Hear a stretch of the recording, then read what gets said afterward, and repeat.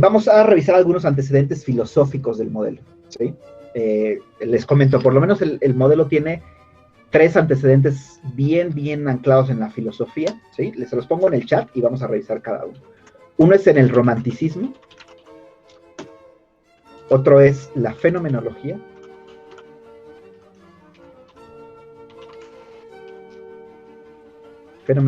y otro es la filosofía existencial. ¿Okay? Los 3 son enfoques filosóficos, ¿sí? No son enfoques psicológicos, sino filosóficos.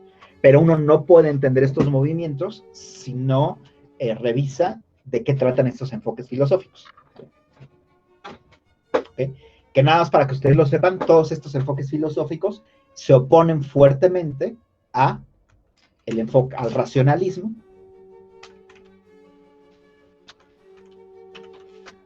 al empirismo y al positivismo. ¿Okay? Quien recuerde más o menos sus clases de filosofía de la ciencia tendrá claro entonces por qué la oposición entre existencial humanismo y psicoanálisis y conductismo, ¿no? Porque el psicoanálisis y el conductismo de alguna u otra manera recuperan racionalismo, empirismo y positivismo, ¿sí? Sobre todo el psicoanálisis gringo, quiero decir, ¿no?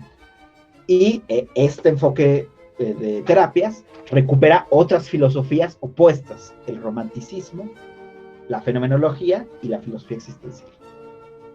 ¿Okay? Sí, exactamente, el positivismo es medible, comprobable, o sea, busca hechos medibles y comprobables, ¿no? Ahora, ¿qué es el romanticismo filosófico? Tal vez antes de... Bueno, ¿alguien puede ubicar algo del romanticismo filosófico? Algo más allá de lo que está en la pantalla, obviamente. Nos lo voy a quitar. ¿Alguien puede ubicar algo del romanticismo filosófico? Como está diciendo, pero sí hay algo de admiración por la naturaleza en el romanticismo. Sí hay algo de ello. De hecho, en Freud incluso se recupera un poco de eso. Bueno, les doy algunos. Esto es muy importante que lo conozcan, un poco por cultura general, pero también porque, pues al final, acuérdense que el psicólogo es medio filósofo, medio médico, ¿no? De alguna manera. Entonces, un autor romanticista es Goethe. Goethe, ¿sí? Goethe es un poeta alemán, probablemente el poeta alemán más grande de toda la historia de la literatura alemana, lo cual es decir un chorro, que justamente, entonces, fíjense cómo los filósofos que hicieron filosofía romántica eran al mismo tiempo poetas, ¿sí? Poe, muy bien, Natalia, Poe es probablemente de mis autores favoritos, Edgar Allan Poe, por supuesto, ¿no? Hay otros un poco más oscuros, que fueron más estrictamente filosóficos, por ejemplo, Schopenhauer es un autor romántico, ¿sí?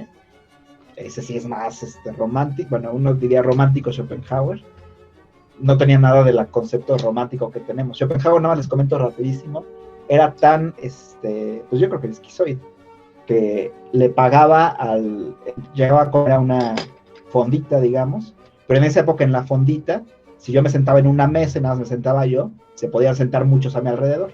Entonces Schopenhauer lo que hacía era llegar a la fondita y le pagaba al dueño, para que toda la mesa fuera para él y nadie se sentara junto a él, ¿no?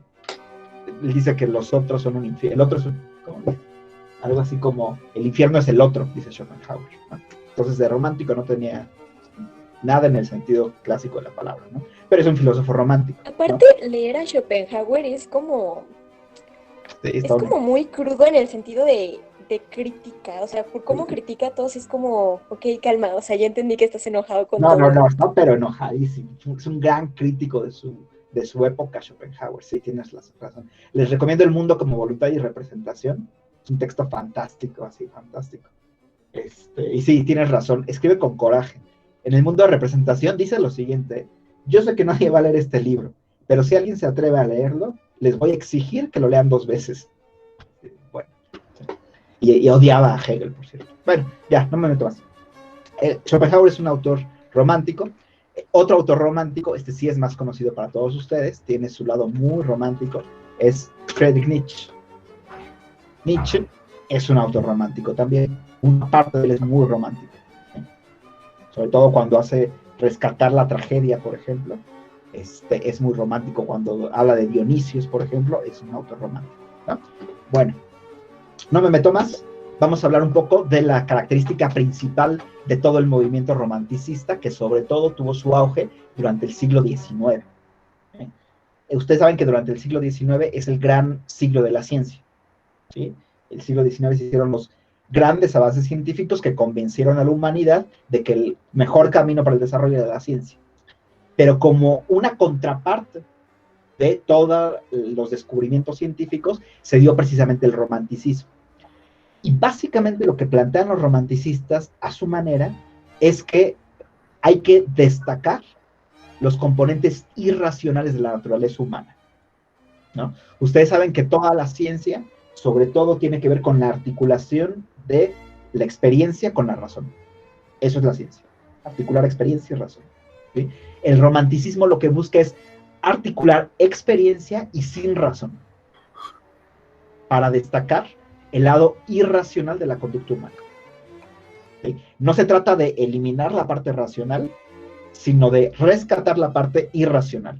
Sí, me parece muy sencillo el ejemplo, Iskra, ahí te va, me parece muy sencillo este. Hacer una ciencia del amor es perder lo fundamental del amor. ¿Estarás de acuerdo con eso? ¿Sí? Si yo te digo, claro, tú estás enamorada porque hay un chorro de descarga de serotonina que está recorriendo tu sistema límbico.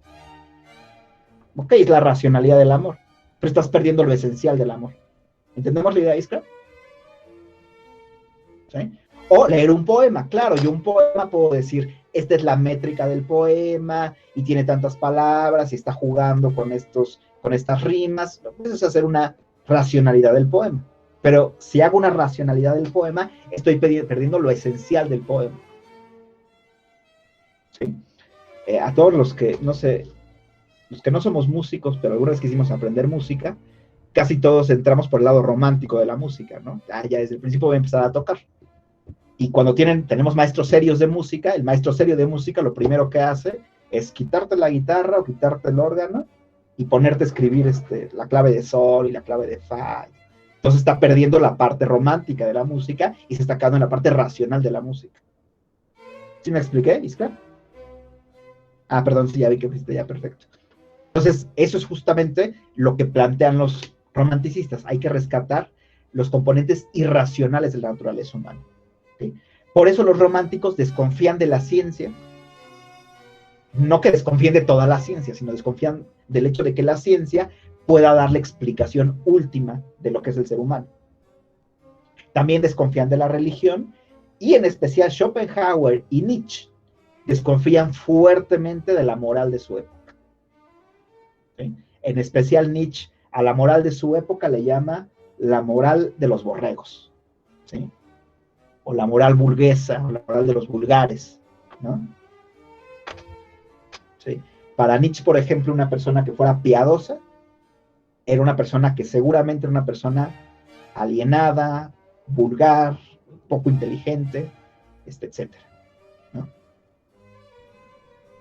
Sí, es decir, cuestionaban esta idea de seguir las normas sociales para pertenecer a un grupo, ¿no? Bueno, y en ese sentido, doy un pasito adelante, ¿sí? Ponen como paradigma, digamos, la idea de la pasión, ¿sí? La idea de la pasión. Hay un gran autor, que es un autor del siglo, bueno, un autor escolástico, que es San Agustín.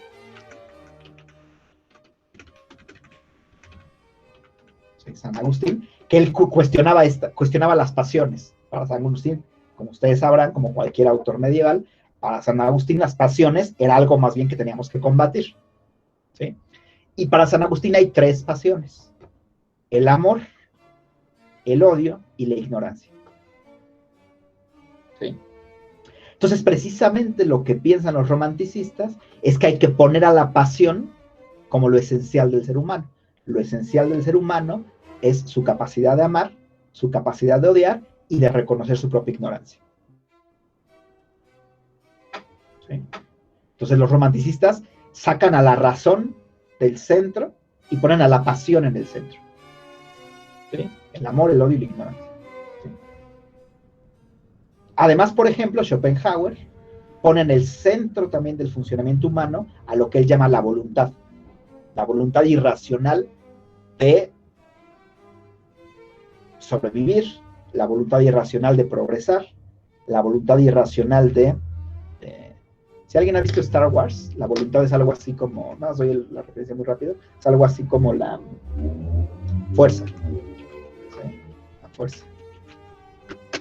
Yo estoy seguro que quien escribió Star Wars se aventó a Schopenhauer y sacó la voluntad, es lo mismo que la fuerza. Y también rescata la importancia de los impulsos, ¿no? En especial Nietzsche rescata la importancia de los impulsos, ¿sí? De la vitalidad.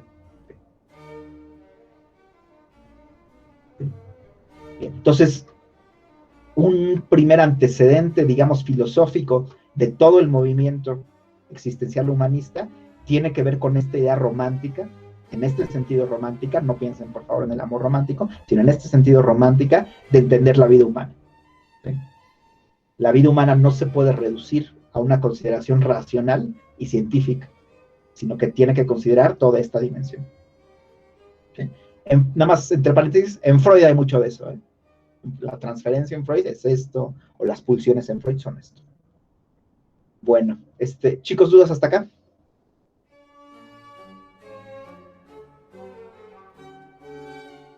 La fenomenología es esto que tenemos en el pizarrón. Más que explicar las experiencias, comprender las experiencias, ¿no? Tratar de no reducir las experiencias a sus partes componentes, sino tratar de, digamos, describir la experiencia como un todo, ¿sí?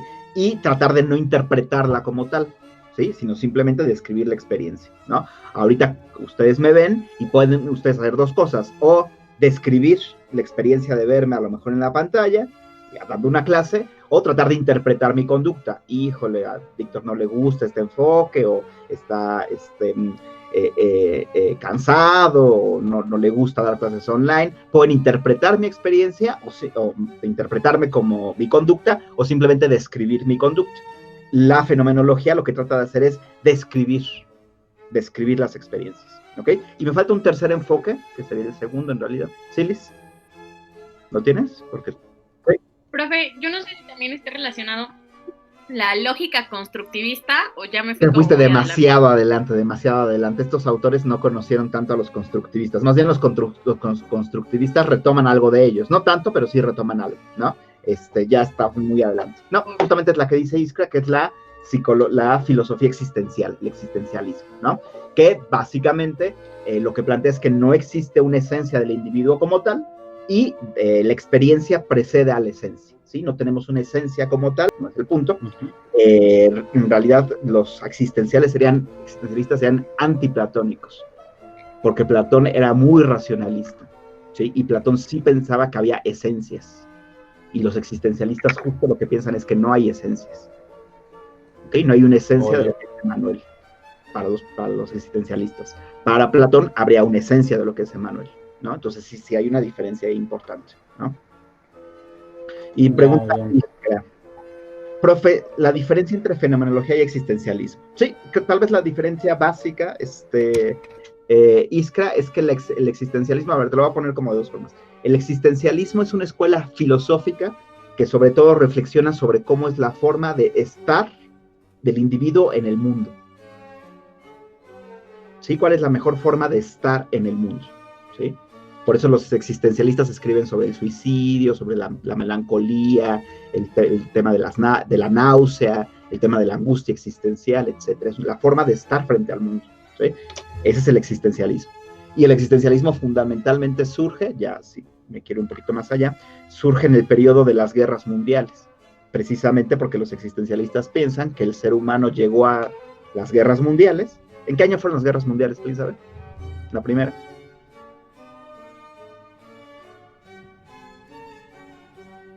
Miren, la gran ventaja es que tienen Wikipedia y no me puedo dar cuenta si buscan. Pero tienen que saber cuándo fue la Primera y la Segunda Guerra Mundial, digo, más o menos. ¿Las ubican? Sí. ¿Cuándo?